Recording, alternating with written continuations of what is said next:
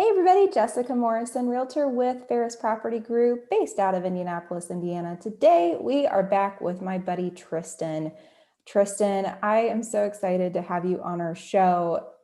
You've helped me so much in my real estate career, mostly indirectly just by the power of social media and networking, but also being able to reach out to you anytime if I have questions. But thank you for being a part of this interview series. Happy to help. I love it. So, for those who have not met you, who are you, where are you located, and why do you sell real estate? I'm Tristan Ahumada out of the Los Angeles, Ventura County area of California. I'm close to the beaches, so Malibu is probably the closest you'll know. And I've been in real estate since 2004, right out of college. I had a history degree, have a history degree, and I was like, what do I want to do? Do I want to teach? Do I want to go into law school?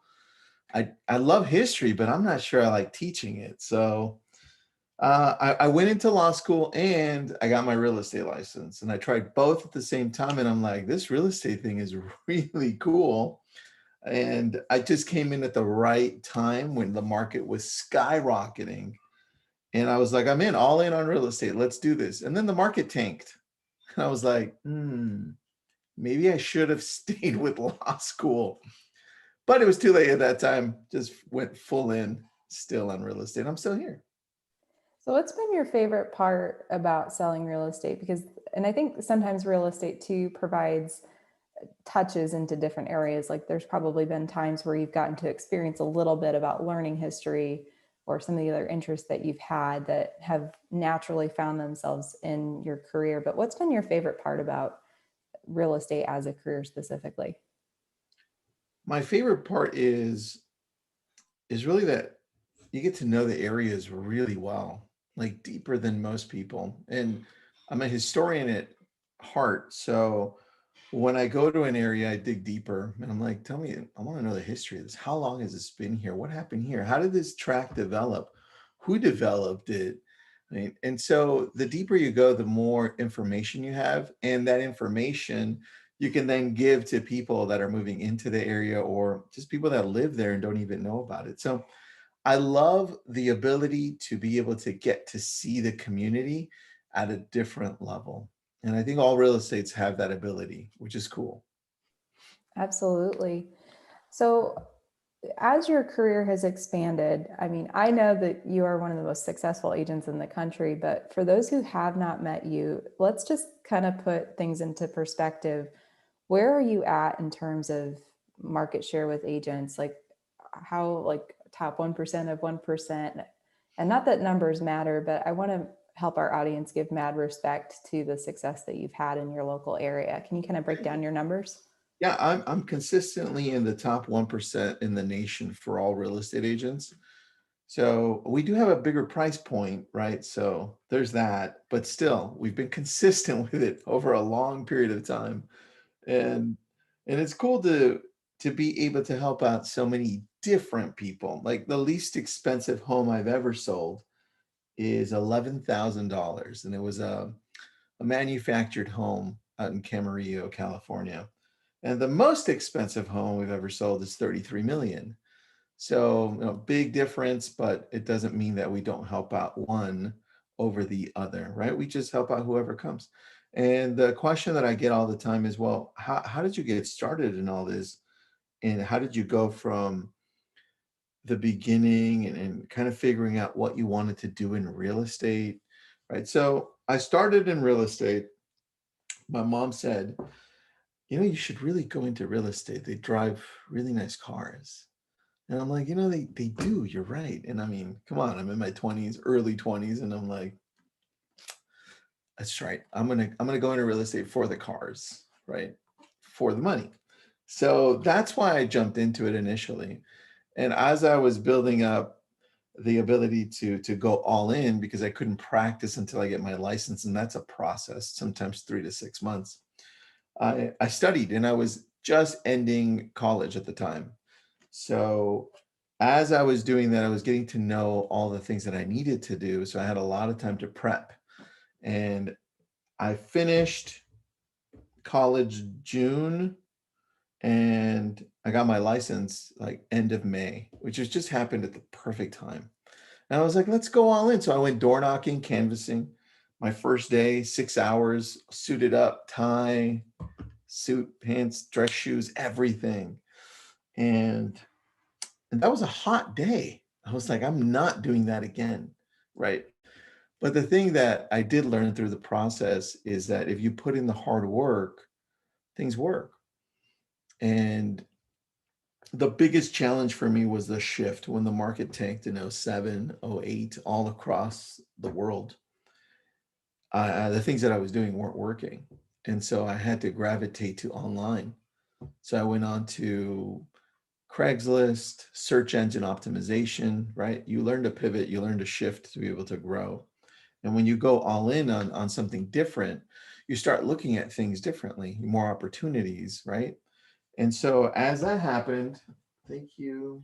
As that happened, I was looking to see what else I could do because the way I started looking at things changed. It wasn't like, "Ooh, this is a problem," right? It's more like, what are the opportunities? What am I not seeing here?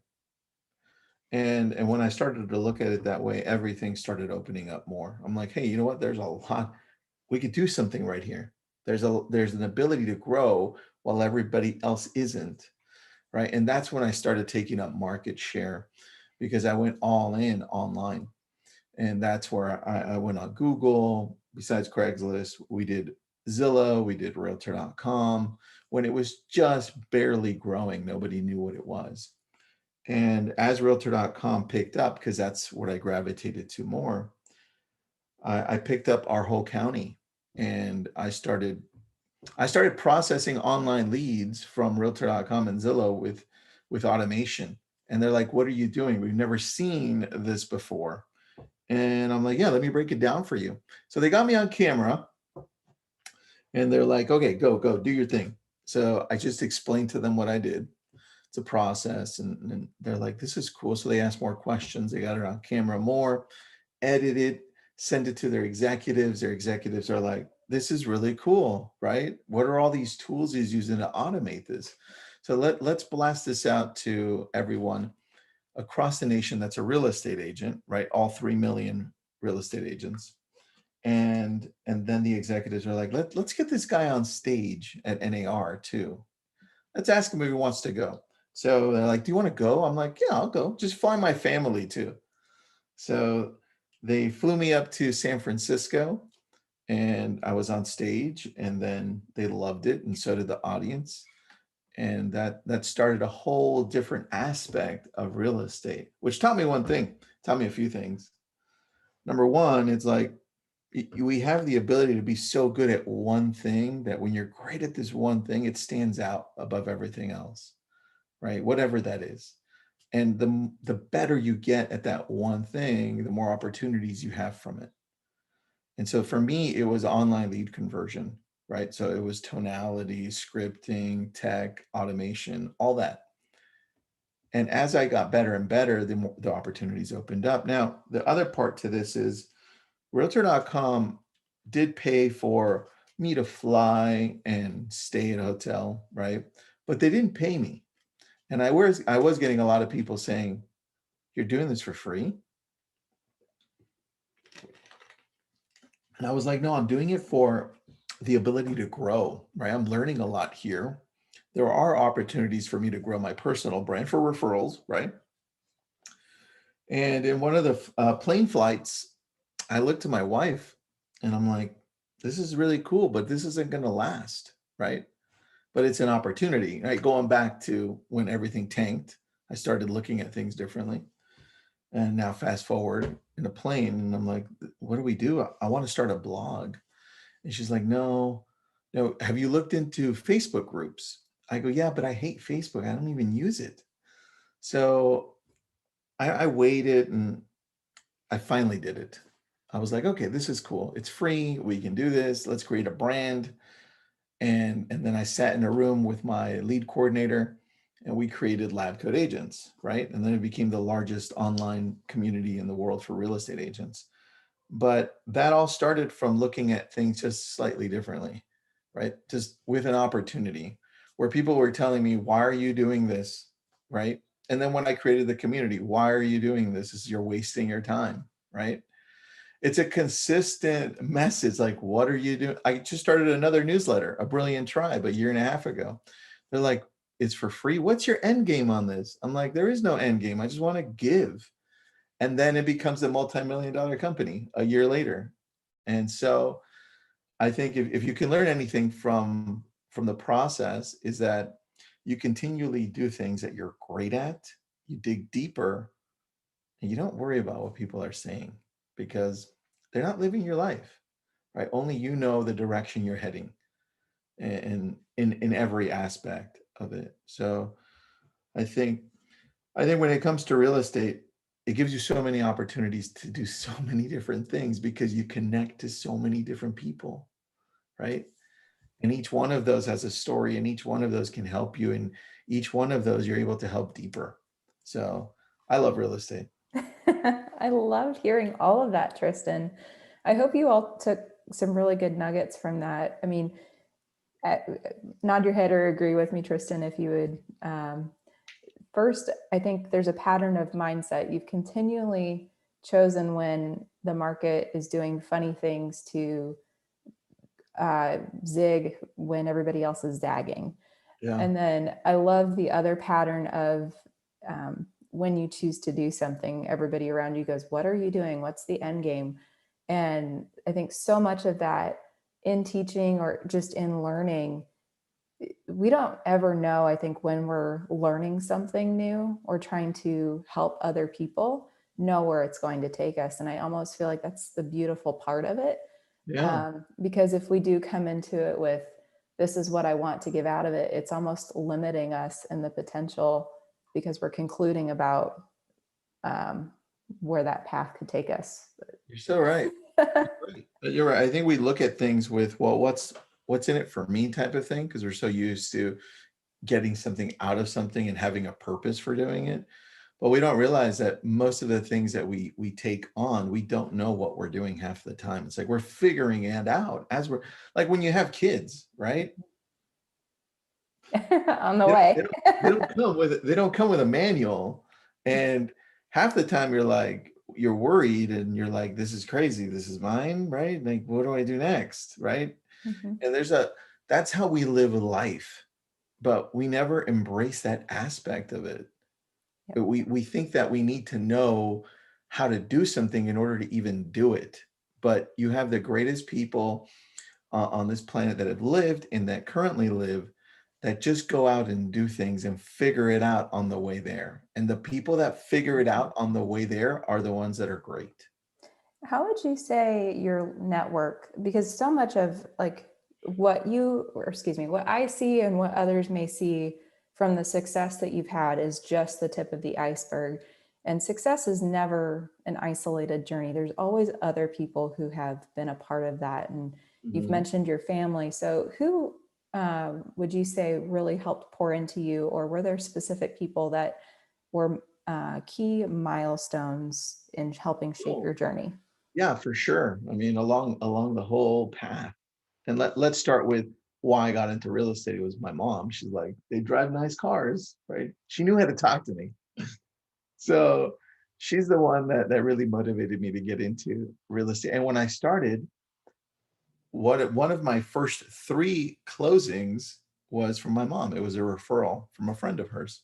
The other one was from door knocking, and the other one was from an open house. And they all happened to close on the same day. That was cool.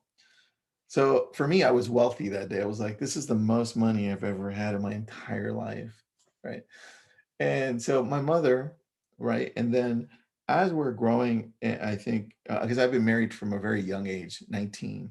And, and my wife has just always been like a partner, a business partner in everything that I do.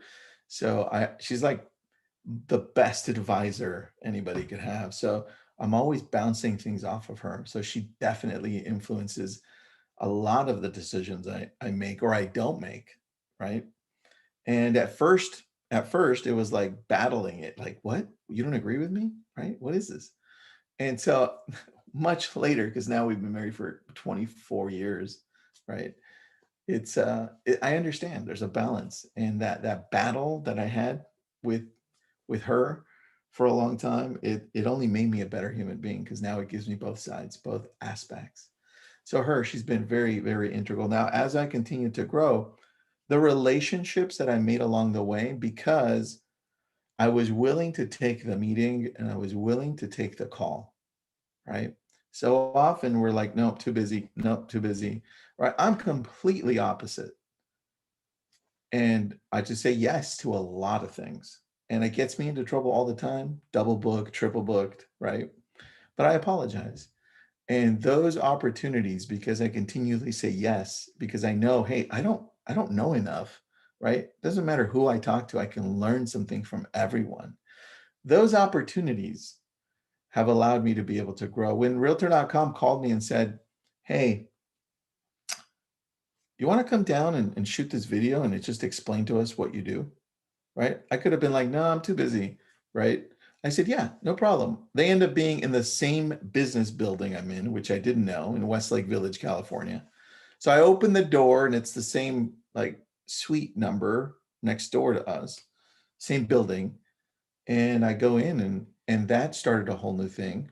And I think opportunities open up based on the type of person that we are, right? If people can feel like you're sincere, you're caring, you don't want to, you're not going to take advantage of people, and you want people to grow, they can sense that. Because as soon as people sense that, they open up and they're like, this person is really cool, right?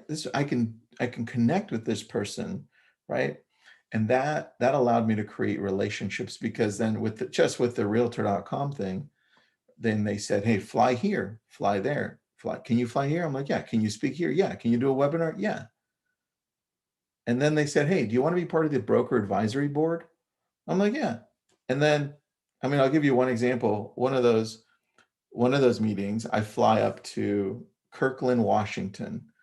And first of all, I got to travel all of the United States for free because of realtor.com with my family. Okay.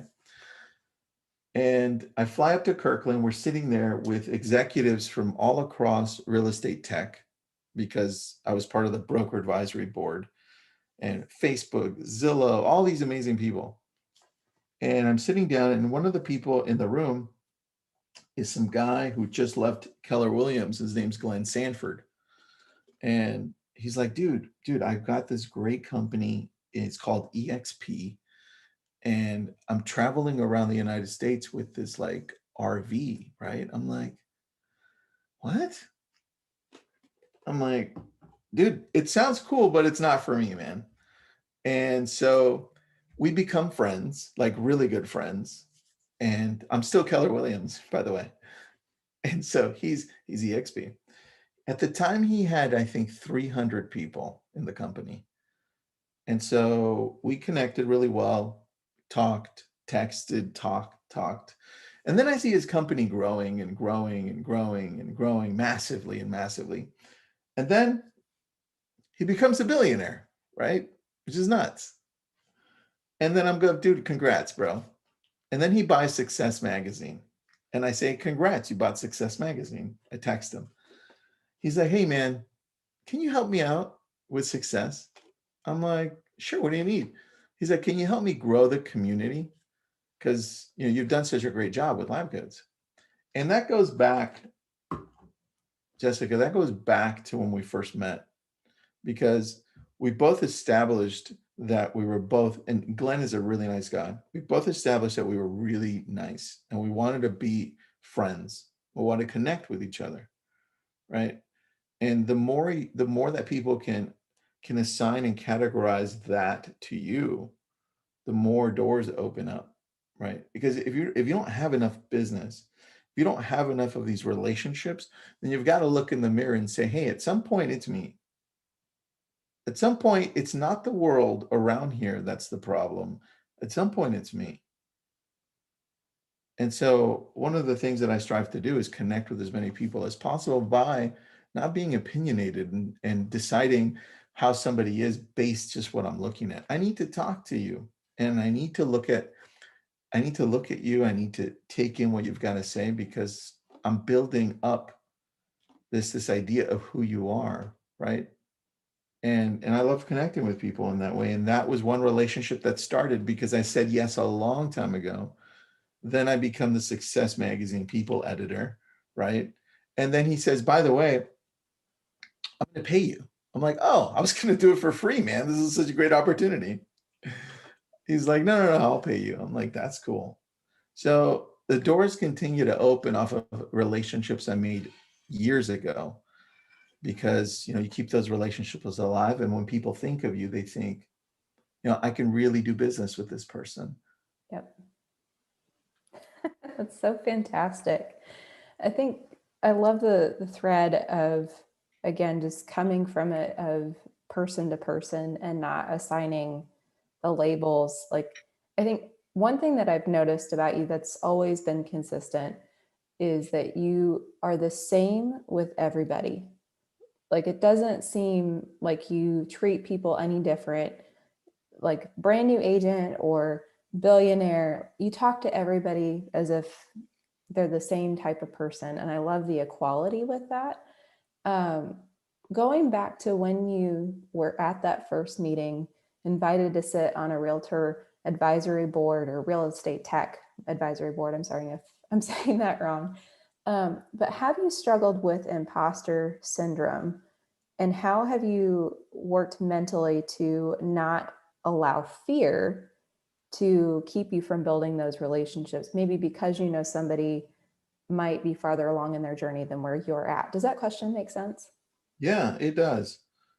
I think, you know, I've always, I think we all struggle with, hey, I'm not good enough to be in this room. I'm not good enough to be here.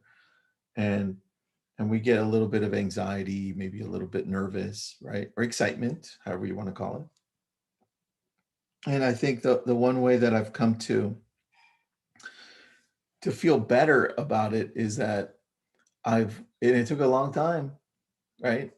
But I always say yes first and I figure it out after. And I that's put me in the room with people that I never thought I'd be in the room with. I mean, that's what got me to be the real estate advisory board for Facebook, right? I'm like, yes. You want to come up? Yes, I'll go. What day? Whatever day you want. So I think the habit of continually pushing myself and being uncomfortable all the time made me comfortable with just being in a room where I was uncomfortable. And I'm still there, Jessica. I mean, I go into places where I'm uncomfortable. But you're right. Here's the key for me that regardless of who I'm talking to or texting, if I'm texting, I'm still going to send you funny gifts, right? I don't care how much money you have, who you are. Yesterday, I sent a gift to Gary Keller. I'm like a little guy just jumping up and down, going like this, right? And he laughs. And I'm like, right? That's me. So I think we have to just realize that people like you because of you. The moment you start changing that because you think that somebody wants you to be different because you're around them, that's the moment you lose the authenticity to connect, right? People want to feel like you're being sincere and they really appreciate when you're not being the fake you because they want to connect with the real you. And so many times these people that we've helped like to buy these multi-million dollar homes, they really appreciate that it's just us, right? I'm not faking it. I'm treating you just like everybody else, right? And I'm probably gonna accidentally call you dude. I'm gonna be like, dude, I didn't mean to say that, dude. And then I go into the dude mode because I was born in the San Fernando Valley, right out here in Malibu. So, but look, I think everybody struggles with that. Sure. It's ironic too, because I think when we get in the business, and I felt this too as a young agent, I felt like I needed to put on this persona or portray an image of success when I hadn't built anything yet in my career. And especially too, when you can't hide, like some agents are lucky in that they get in the business in their 50s and it's harder to tell how much experience they have versus you're Mhm. young, so you can't hide behind if you Mhm. got your license yesterday, but you have all of this age. So I dabbled a lot in insecurity, and gratefully through different milestones in my career, I've been forced to build a backbone and step out of that. But I love the irony of the thing that we think we need to do sometimes is the exact opposite. And I think it comes back to our self-worth or our identity that we are enough versus thinking that we need to be something else, and just resting in who we are and accepting the reality that we're not going to be for everyone, and that's okay. That doesn't excuse growing or learning how to better serve people, but that's really neat to hear that you found the authenticity to be the thread that has allowed you to grow and connect with all sorts of clientele, and especially the higher net worth clientele, because I think more often than not, we think that we need to become something else to attract that type of client. Would you say that that's the case? All the time. I mean, that's what we're taught, right? We're taught to, hey, look, if you want to work over here, you've got to speak like this, you've got to dress like this, you've got to be this person, right? And I mean, it's not until probably recently we've seen that change a lot more. And that's cool. And I think on both spectrums, because really the receiving spectrum also did expect you to dress and speak a certain way as well, right? So now we're seeing a really nice shift, so that people start looking at different things when they're going to work with you. I think one thing that'll help you if you're just starting off or if you're newer at something is the amount of work you put into your knowledge, right? Knowledge is great, but when you start applying the knowledge, that's when it becomes amazing, right? But you do need to gather the knowledge because that builds confidence in you. It's like, yeah, I know this, right? And that confidence then people can see that and then connect with it. Like that's how people connect with other people. Like they have to feel comfortable with you. If they're talking to you like I'm sitting, my first multi-million dollar listing appointment that I got from door knocking and dropping off a flyer, I was sitting across the person and I'm sweating and I'm not doing well. And they asked me how much, why they're going to pay me like 200,000. And my answer was terrible. I'm like, that's the commission, right? I had no confidence. I didn't know what I was doing, but I was only a few months into real estate. So as I built this confidence up and the more I understood what this business was about, right, the more that was also apparent to the people working with me. And that's important. That makes a lot of sense. So, we've spent a lot of time in this 30-minute conversation focused on your journey, which has been fantastic. And I hope you all have appreciated the nuggets of wisdom that Tristan has shared. I do want for the last couple of minutes, you've also highlighted throughout this indirectly your knowledge of the local market. Is there anything specifically tips wise for someone relocating to your area or thinking of buying or selling in your area that you would advise them to consider when looking to partner with a real estate agent? Yeah, look to make sure that they do work the area because there are differences out here. You have to take into effect into consideration traffic. Traffic, depending on where you're at in part of LA or Ventura County, it looks like you'll get there in 5 minutes, but not really. So, and then the schools, and then how close things are to other things, activities. There are a lot of things that you need to take into consideration because not only is it a little pricey, right? But there are other things you need to know for here.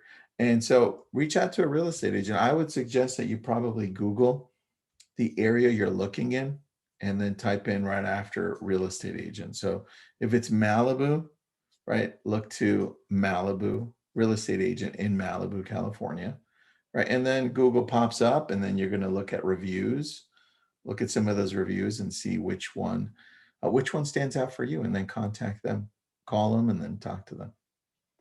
And what's, if someone has really connected with you through this video, what would be the best way for them to reach out to your team? Best way is Instagram. Just go to Instagram, find me, Tristan.ahumada. message me there, or Facebook, or any social media outlet, and DM me. I'm on. Yes, you are amazing at always responding. Is there anything in closing out this conversation, because I feel like we could talk for hours, Tristan, that you would like to leave our audience with? No, I think the key to all businesses is building these strong relationships, right? So the more you focus on building relationships and really connecting with people at a deeper level, the better you'll do. And sometimes it takes a little bit of time to be able to see a business as, hey, these are actually relationships that I'm building, right? And that's the key. We just have to remember that. Excellent. Well, thank you so much, Tristan, for your time this afternoon. It's always a pleasure to connect with you. And then for those watching, his information will be provided in the description or comment section of this video. And if you would like to see more of his content, be sure to subscribe over on his YouTube channel. He's always dropping knowledge if you're a real estate agent. And again, he's helped me so much in my career. But again, Tristan, you're awesome. Thank you, sir. Thank you. Thanks, everyone.